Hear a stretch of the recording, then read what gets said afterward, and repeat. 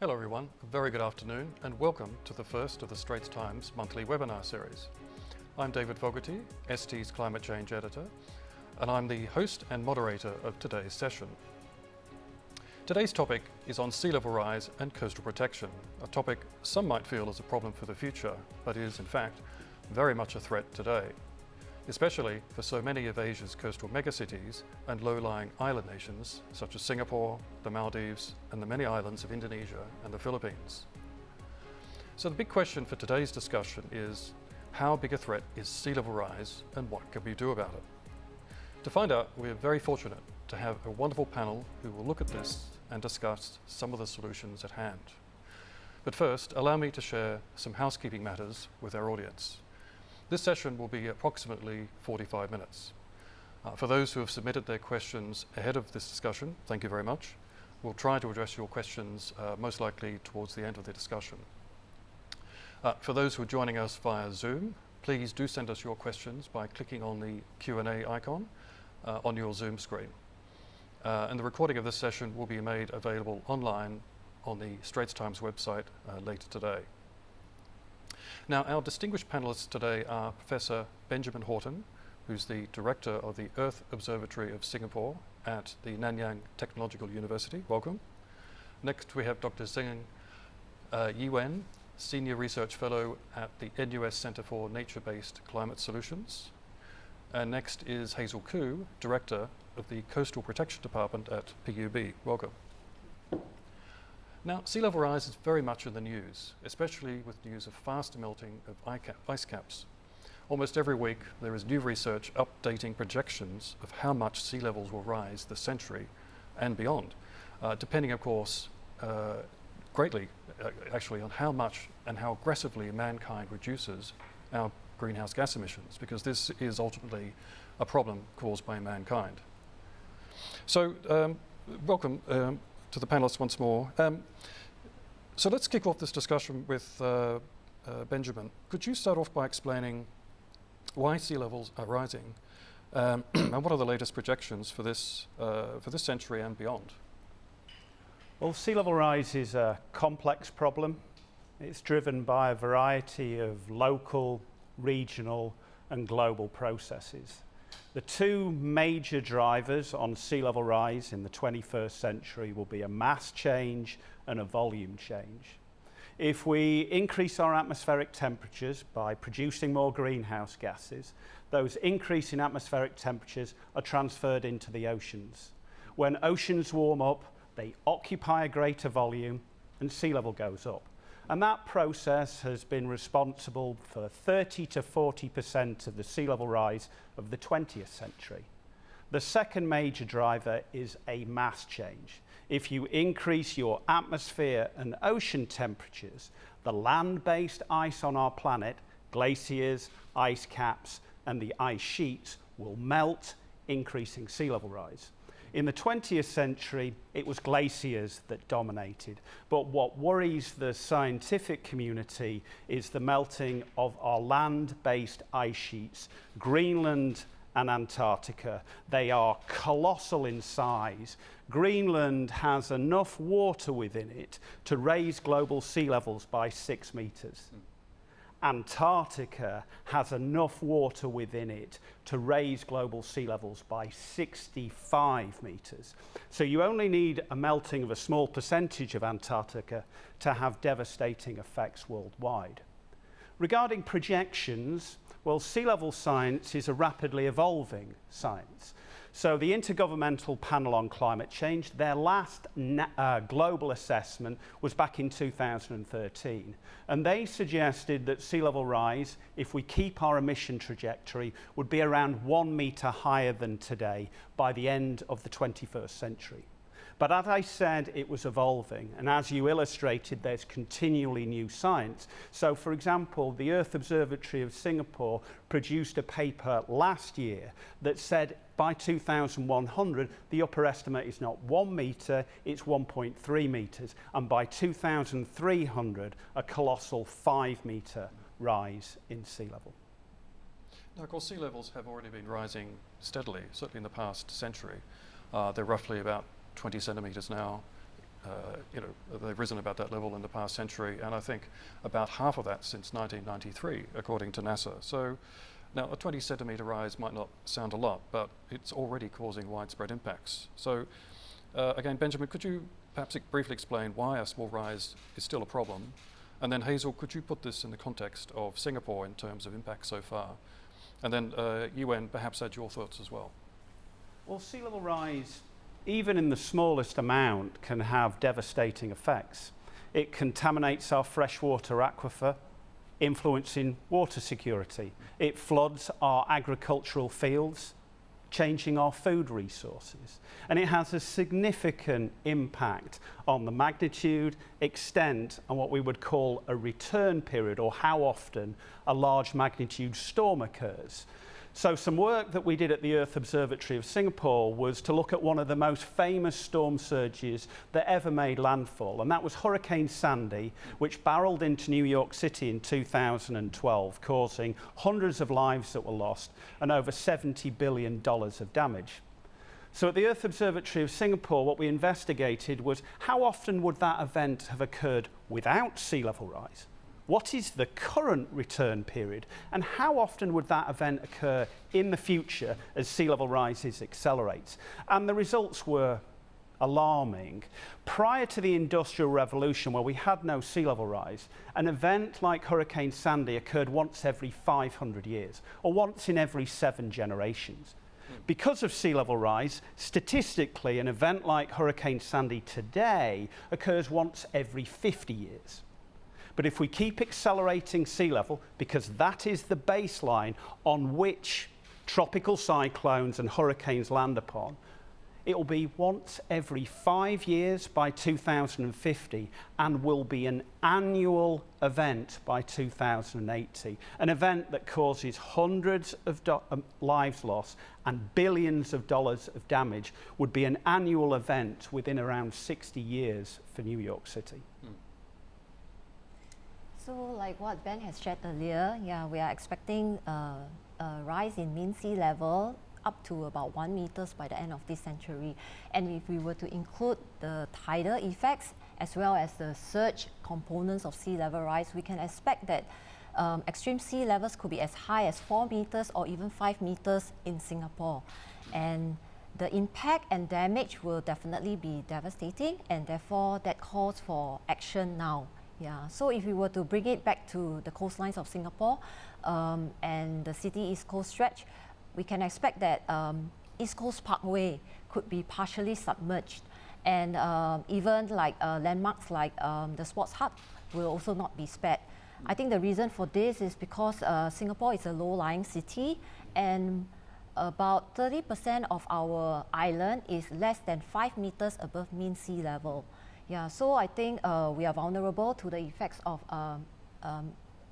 mean sea level rise, and we will need to be prepared for this scenario. And I think from a nature point of view, it's not just human habitats that will be affected by sea level rise. Nature places such as mangroves, they also be affected by it, not only from the storm surges like Ben mentioned, but as well as just being submerged and changing the hydrology itself of the mangrove areas. So this affects mangroves, this can also affect places like seagrasses, habitats like seagrasses. Now, of course, Singapore is a long way from Antarctica and Greenland, which I think is, going forward, will probably be the main source of sea level rise. And some people think faster melting there might not affect Singapore quite so much. But that's really not the case, is it? It's regions far from a melting ice sheet will still experience sea level rise, and in fact, a sea level rise greater than the global average, if that's correct. Perhaps, Ben, you could take that on. Well, yes, I think people in Singapore think that what's happening in Greenland or Antarctica, which is 10,000 kilometers or so away, will remain in these high latitude locations. But it's quite simply not true. The changes in Greenland, the Arctic and Antarctica influence the weather, they influence the climate, and they will influence sea level here in Singapore. As I explained previously, they're going to be the big contributor in the 21st century because they're so large. But the other thing to think about is something that is so large has a huge gravitational mass. So Antarctica is twice the size of Australia, which means it's 20,000 times the size of Singapore. It's 2 to 3 kilometres thick, so it exerts a huge gravitational pull. It pulls the water towards it. If you lose that mass, the water flows away, and you get a greater rise in sea level in regions that are distant from these ice sheets, such as the tropics. So at the Earth Observatory of Singapore, we've been running some models that suggest that if, for example, Antarctica contributes 1 metre of sea level rise in the 21st century, Singapore would receive around 30% greater than the global average at 1.3 metres. It's quite shocking. Hazel or Yiwen, would you like to add anything to that? No, I think, I guess in addition, because this region would suffer so greatly, we also house a lot of natural habitats like mangroves, right? These are largely tropical habitats. So that means that these habitats will be, I guess, more affected than other possible habitats, yeah. Yes, in fact, I wanted to ask you, just on that very question about the impact on coastal ecosystems, such as mangroves, in this region.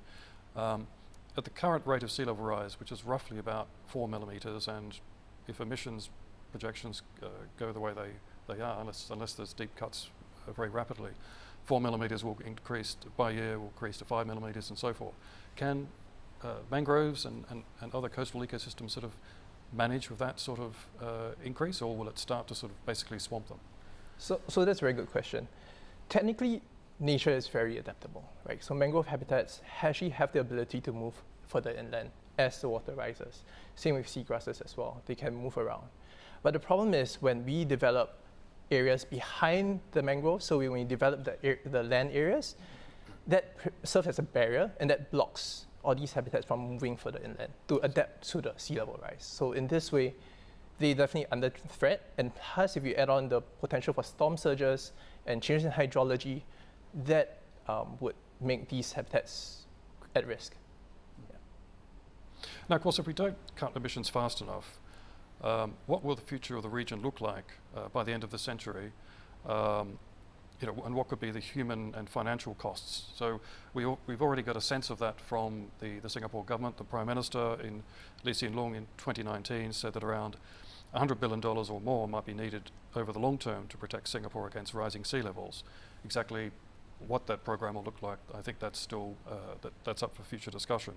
But can I ask all three of you perhaps to give your views on the financial and human costs, if that's sort of known, starting with Benjamin?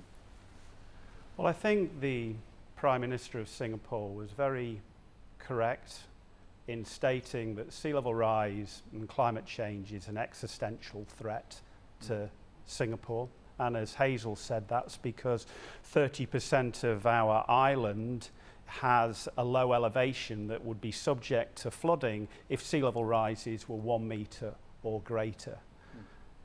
So we have to adapt to climate change and sea level rise.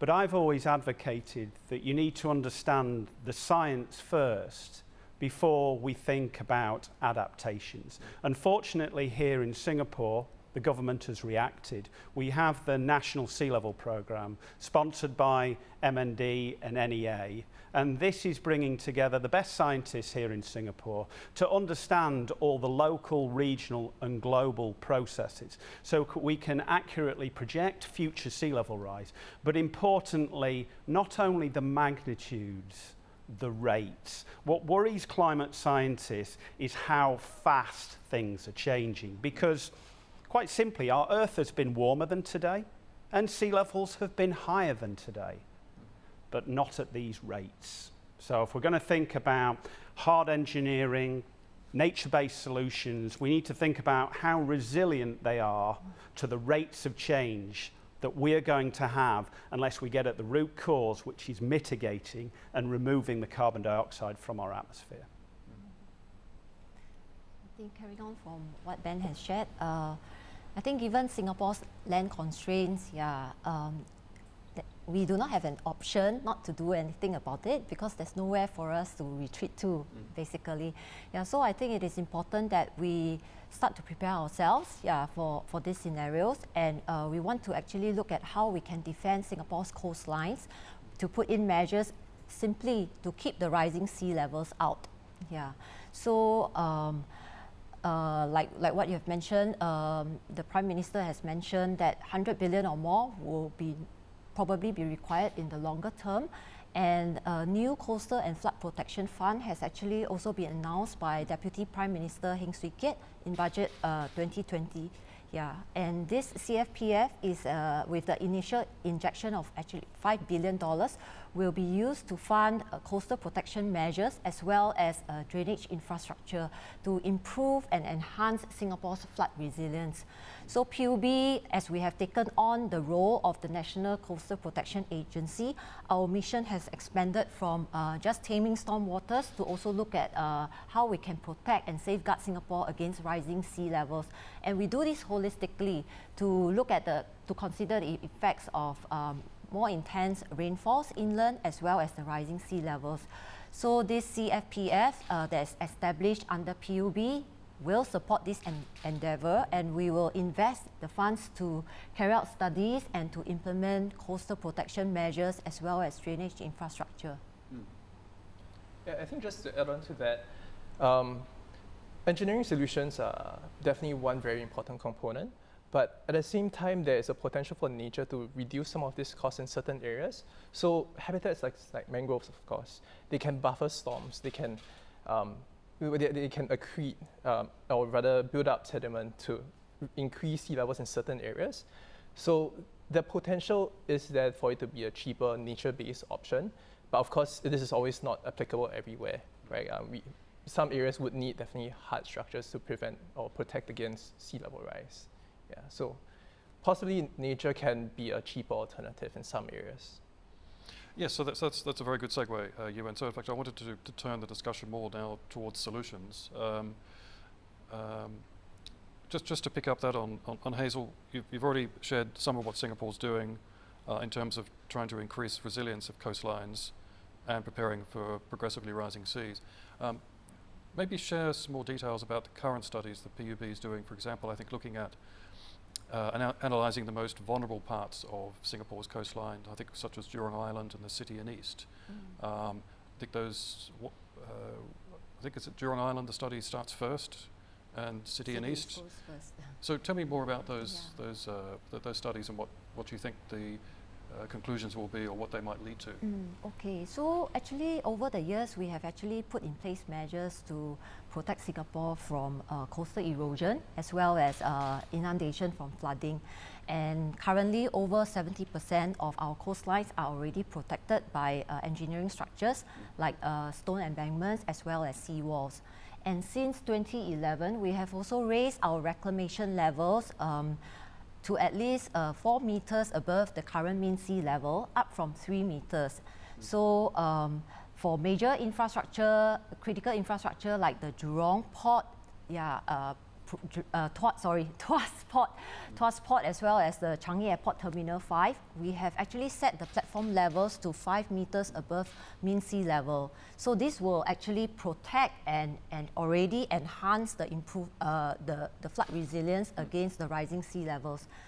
But you know, as we look at just setting higher reclamation levels, I think it is easy to do for new lands that we are creating. But we have to be mindful that for the platform levels of existing development, that will take time to keep pace with sea level rise. So what we will indeed need to do then is to put in place coastal defense barriers to keep out the sea. And we are looking at, first of all, the City East Coast as well as Jurong Island, because they have been identified to be more vulnerable and critical based on factors like the criticality of assets within the coastal region, as well as the potential impact of the flood event, and even opportunities to dovetail with development. So by the end of this year, or rather in this year, we will actually be embarking on these studies to to develop strategies specifically for the southeastern coast as well as Jurong Island to see what measures we can put in place. So I think we have talked about engineering solutions, and I think this can come in the form of seawalls, dikes, dams, and these are measures that we will definitely look at.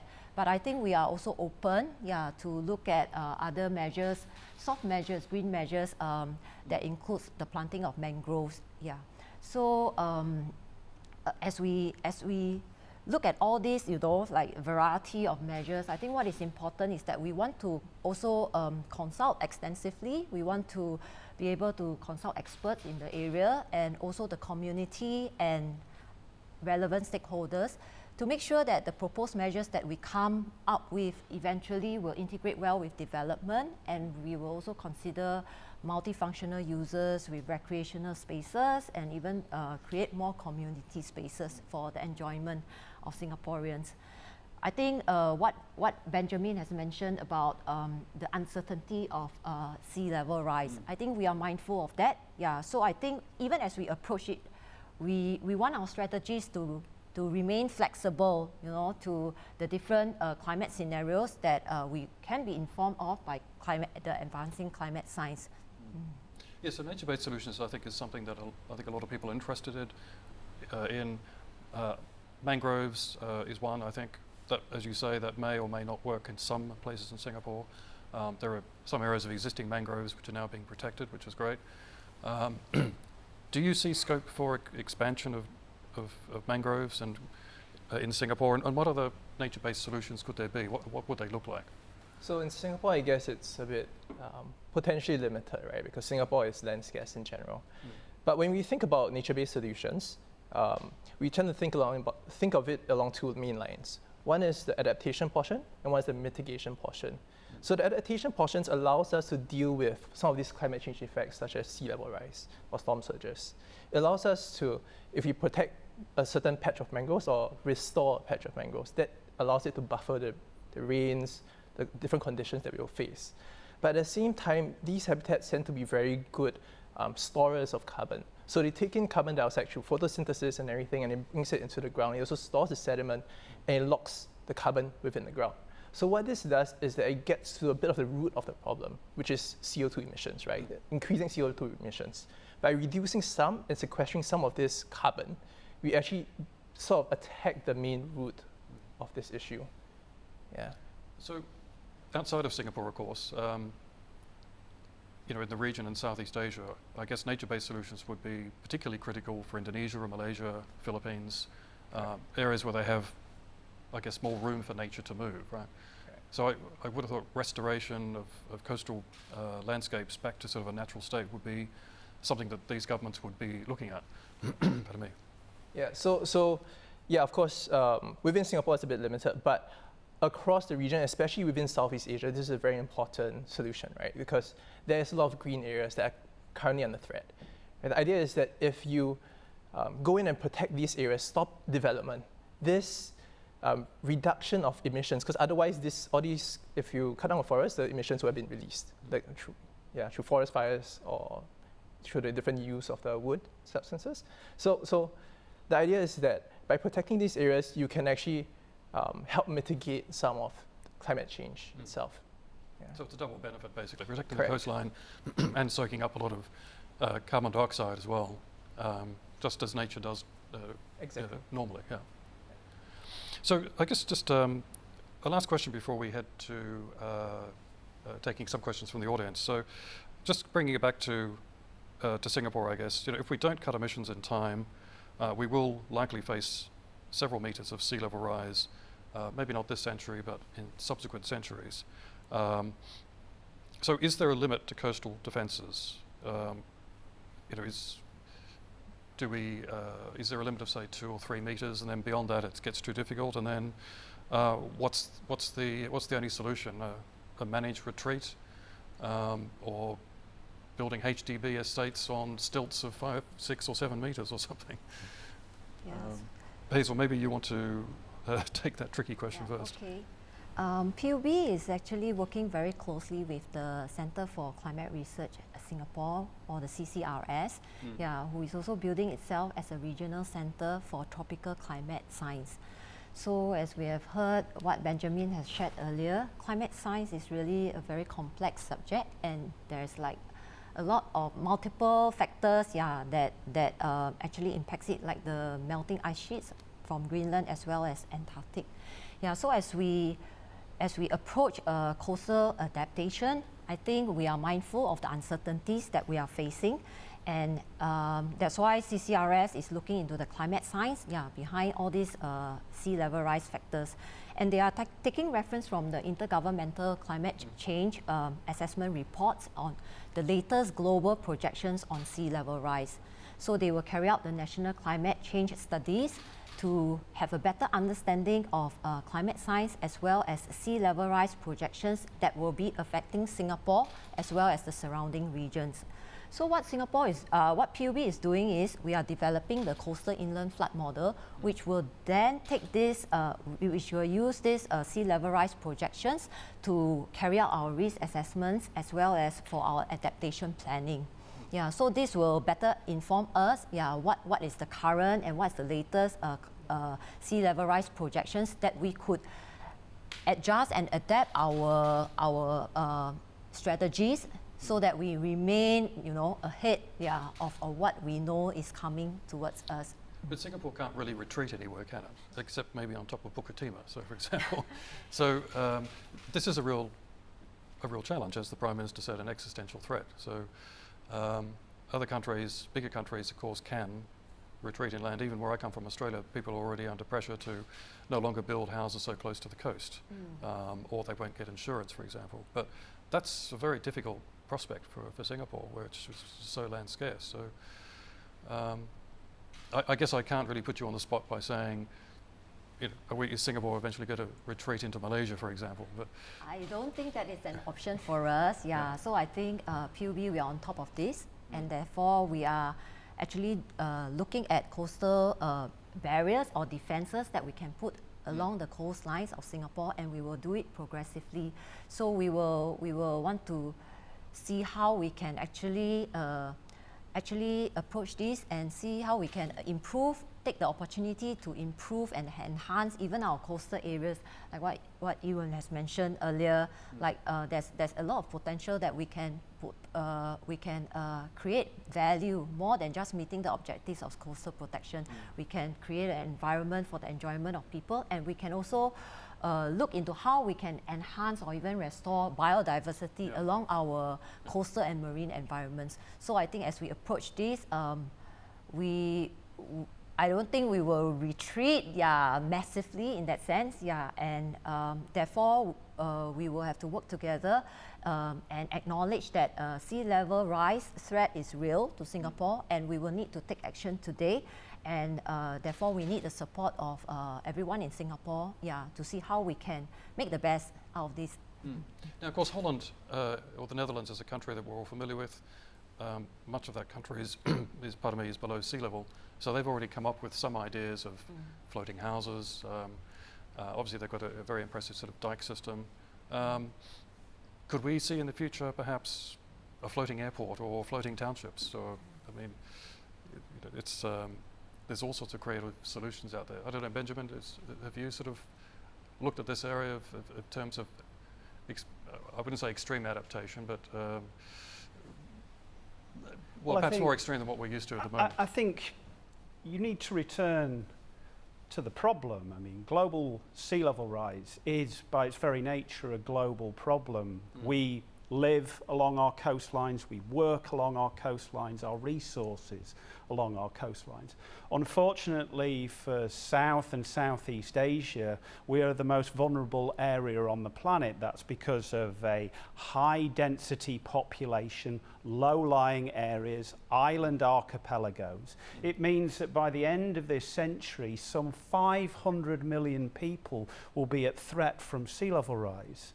So we need to think about adaptations, and you can do three things that have sort of been explained. You can stop the water coming in, that's hard engineering, building seawalls. You can live with the water, that's by raising structures, or you relocate. Singapore does not have that option. So it's got to think about how it protects its shoreline, how it manipulates its infrastructure. But I would say that if we don't get to the root cause and reduce greenhouse gas emissions, it's an existential threat. It's called an existential threat because the threat of these two huge ice sheets that are very, very susceptible to an increase in temperature. So you need to remove the greenhouse gases to slow down the rates of rise. Then we can adapt. Then we can live along a coastline, we can work along our coastline, and our ecosystems can thrive. But if we don't get at the root cause, your adaptations are meaningless. Yiwen, you want to add a final thought to that? Yeah, I think I agree, but a lot of the things that have been said. Yeah, I think from that, I guess one of the things I missed out was also that with there's a value, there's a non-monetary value to protecting our coastlines and to protecting the natural ecosystems on the coastline as well, as Hazel mentioned. There is the idea that people can use this space, right? And we need to sort of deal with this because we need to ensure that people can use nature areas as well and gain all the benefits. There's also the other, like mangrove supports fisheries. So that affects food production, that affects people's lives. So yeah, there's all of these factors that we need to consider as well. Yeah. Okay, look, this has been a great discussion. But now we'd like to turn our attention to some of the questions from the readers who had submitted questions earlier. So the first question comes from an ST reader, or ST readers, I should say. My apologies, because yes, we had a number of questions on this same subject. What are some of the things that individuals can do to prevent sea level rise? I think we had quite a number of questions for people saying that they were very worried about the problem, but they wanted to know individually what they could do about it. So perhaps start off with Hazel, and then Yiwen, and then Ben. I think I will approach this question more to what we are doing in Singapore in terms of our coastal adaptation. I think it is very important for Singaporeans to understand, as we have discussed during today's session, that the threat of sea level rise is real, and understanding, how sea level rise could impact Singapore. Hopefully, with the understanding, you can also take on a more participatory role. As we develop some of these measures, we want to hear from the community, from the stakeholders, as to what we can do together to reshape our coastline so that we can remain sustainable and we will continue to thrive. So I think individually we want to welcome your participation, to come forward, to share with us ideas and new things, innovative things that we can do. I think like what Ben mentioned earlier, one of the main things we have to do is to actually reduce emissions. On a personal level, on a corporate level, whatever, but the idea is we have to reduce emissions. Right, so that can be changing the way we live our daily lives, right? Maybe taking more public transport or something like that. But at the same time, there are tree planting initiatives. There are a lot of all these stuff ways to get involved in nature and to try to I guess feel the value of nature as well. Yeah. I mean, I think, and this webinar is an example of this, is the key is education. If you understand what the problem is, as an individual or as a community or as a government or as a multinational, you're more likely to act on it rather than being told what to do. So here in Singapore, we need to understand why sea level rises, what the root cause is, and what we can do to combat it.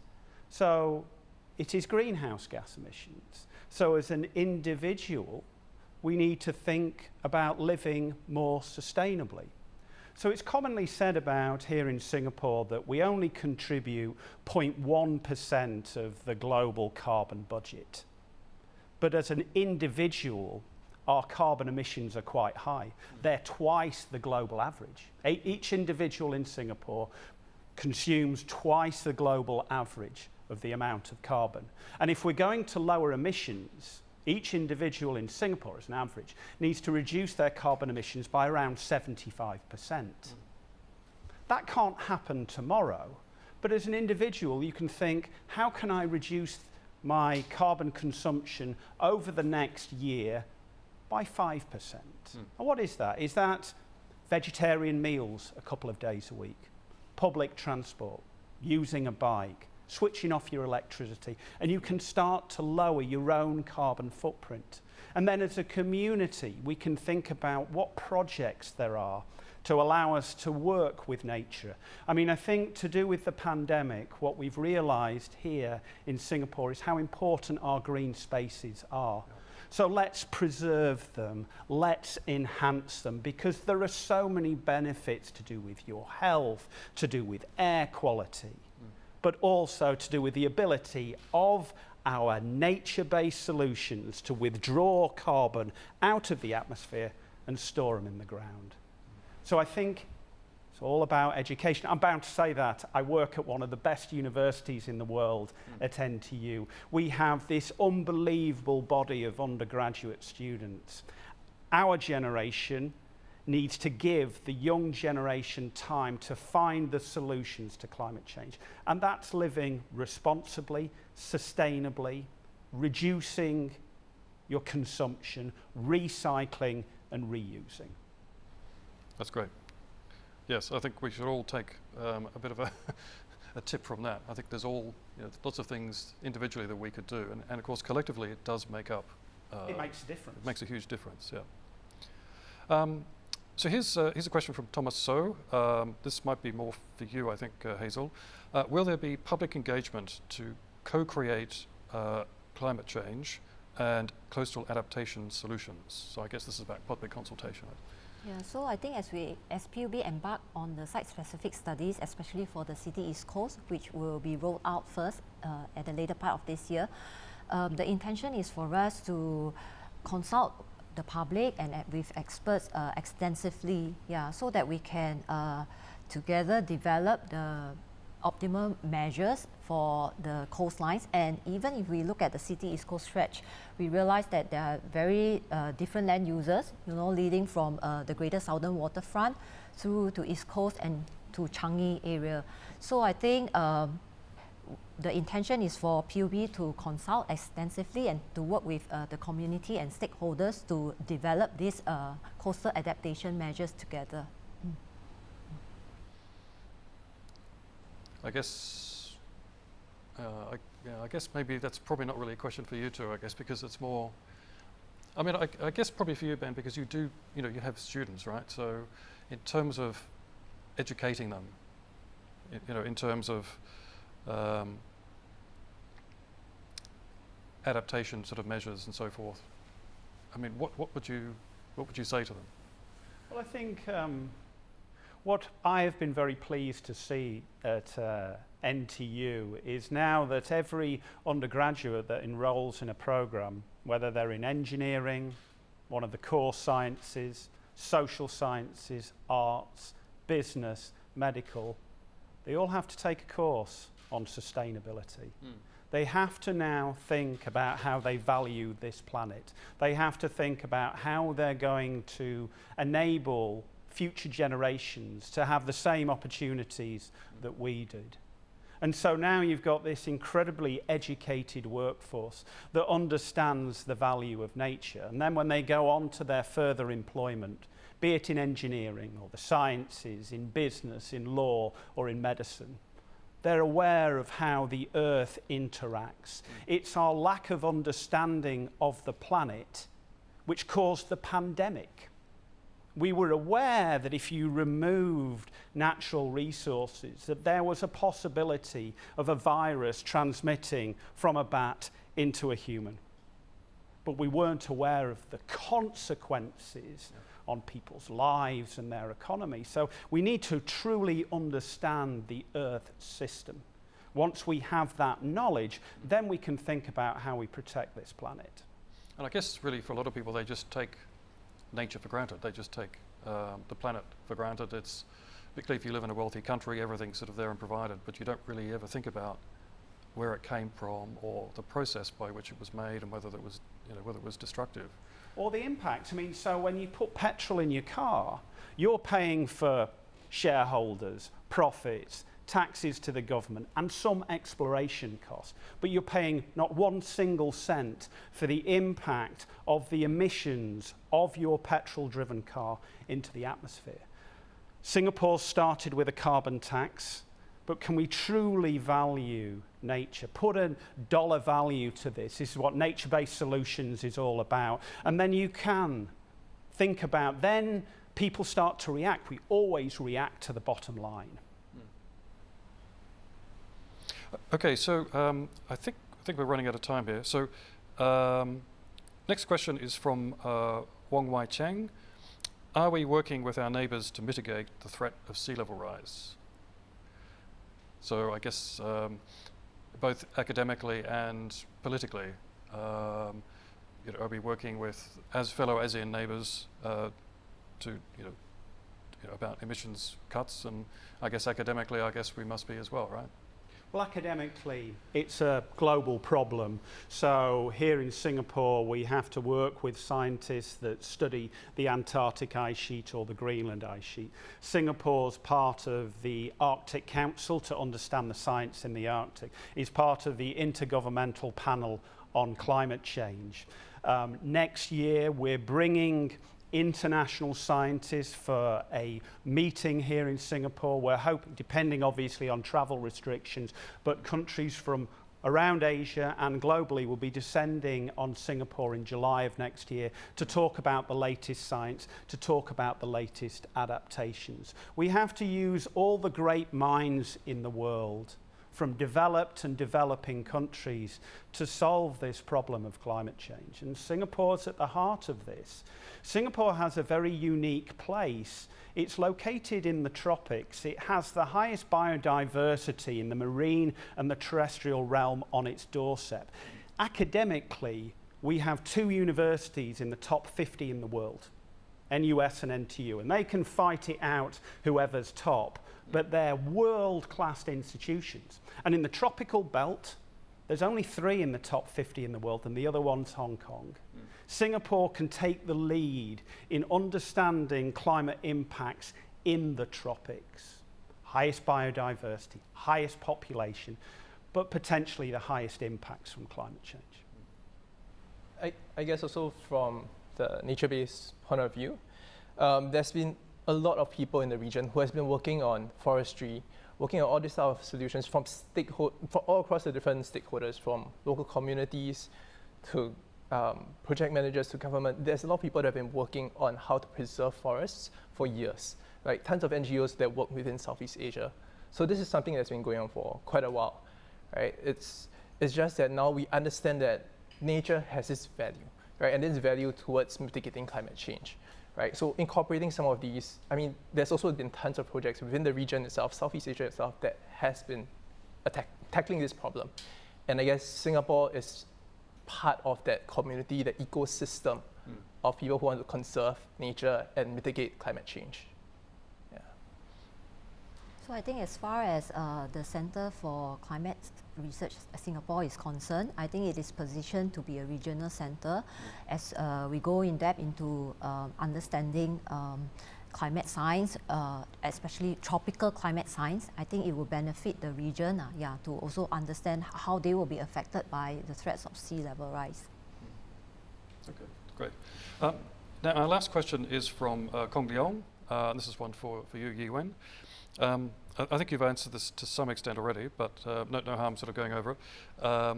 How do mangroves protect coastlines from sea level rise?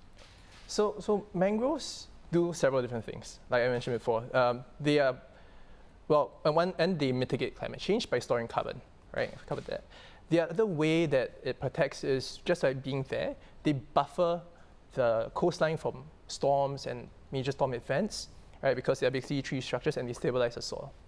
At the same time, they accrete sediment. So they store sediment. They function as a way to store sediment along the coastline and then increase, over time, they can increase in terms of height. And that sort of balances some of the increase in sea level. Yeah. Actually, I do have one more question, and it's quite an interesting question. It's from Wei Lang Li. How will our MRT tunnels and properties with basements be protected from flooding? So I guess that's a combination of both the intense rainfall, such as what we had a few days ago, but also, I guess, also the threat from rising sea levels, given we have drains that are actually open to the sea, such as on the east coast, which fluctuate. So I guess, Hazel, that's one for you. So PUB, we will be approaching flood resilience holistically. We will not only look at the threats from rising sea levels, but we also look at more intense and in fact more erratic rainstorms. Like what David has mentioned, over last Saturday, we have experienced a very intense rainfall. In fact, in the western part of Singapore, we received more than 90% of the average monthly rainfall for the entire month of April. And that is something that we can expect more and more frequently. So for Singapore, we have adopted a source pathway receptor approach towards stormwater management.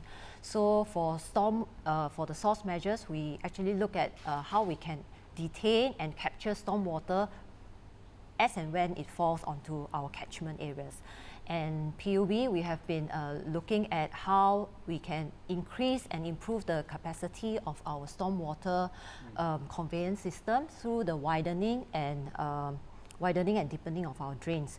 And last but not least, we also talk about platform levels. We have actually raised our platform levels, and we are also looking at crest levels, and that will be particularly important for underground infrastructure or development, like the MRT tunnels and the basement. So we have all this in place. And on top of that, now as we are looking at keeping the sea levels out, we will actually be looking at regional coastal barriers. So we have talked about nature-based solutions, and that could be effective in attenuating wave energy. But what we will need to really protect Singapore from rising sea levels is to have a strong barrier that keeps the sea out. And with that regional protection, we can be assured that we can continue to have basement development without compromising the resilience of our development. Any final thoughts, Ben or Yiwen, before we wrap up? Climate change is a huge problem for every single person on this planet. We are going to be entering a new normal. The rainfall that we experienced on Saturday will happen more frequently and will increase in its magnitude, because that's climate change. If you increase temperatures, you get more evapotranspiration from the oceans. That water vapours sat in the upper atmosphere, and there's only one way it's coming down, and it's coming down in intense rainfall. So a city like Singapore quite simply needs to become more resilient. But if you don't understand what you're having to be resilient to, it's very hard to adapt. So we need to quite quickly understand, what are our projections on rainfall? What are our projections on sea level? How do they come together as a compound threat to make sure that people's properties are safe, make sure that our lives are safe? We need to understand the science, then we can have proper adaptations. But I'll just repeat myself. Unless we reduce our greenhouse gas emissions, there is no adaptation solution available. Just give you on rates. You mentioned earlier, David, that the instrumental record in Singapore shows sea levels rising around 4 millimetres per year. If we don't do anything about climate change, that rate will be 30 millimetres per year in 50 years. There's not one engineering solution that can solve that, and your corals, your submerged aquatic vegetation, and your mangroves all go extinct. That's the threat. But we have the solution. The solution's the Paris Agreement. All countries coming together, reducing our greenhouse gas emissions. The key about the Paris Agreement is keeping your temperatures below 1.5 degrees above pre-industrial. You keep your temperatures below that, your ice sheets don't disintegrate, your corals don't bleach, and our adaptation solutions work. I think just adding on to that,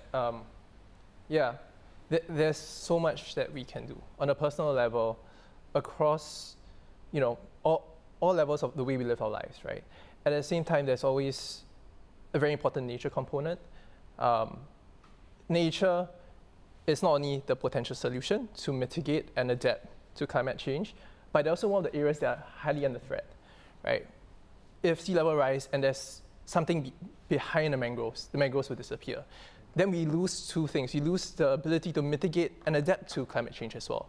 So there's a need to preserve, conserve, and restore some of these really important habitats in order to combat climate change. Great, thank you very much. And I guess this discussion is also very timely because we have Joe Biden's virtual climate summit featuring 40 world leaders this week as well. So we'll see how ambitious that summit will be, what the pledges will be. That will hopefully give us a better indication of the sense of global ambition to fight climate change, certainly ahead of the Glasgow COP26 climate conference in November. So just before we finish, I'd like to express our appreciation to Professor Horton, Dr. Zeng, and Hazel Khoo. And a big appreciation too, of course, big thanks to our audience who participated and joined us for the session and for your questions. Shortly after this event, please also do join us on the Clubhouse chat app from 1:45 p.m. to 2:30 p.m. It's about half an hour after this webinar. The link can be found in the chat box. I'll be chatting with climate. I'll start again. I'll be chatting with Science and Environment correspondent Audrey Tan and the host for the chat, ST's mobile editor Jeremy Ao Yong, as we talk about the impact of rising sea levels on Singapore. A recording of this webinar discussion will be available on the Straits Times website later today. So if any of your friends missed this webinar, they can still catch the recording on straitstimes.com. This session is part of the Straits Times monthly webinar series. Thank you everyone for joining us, and please stay safe.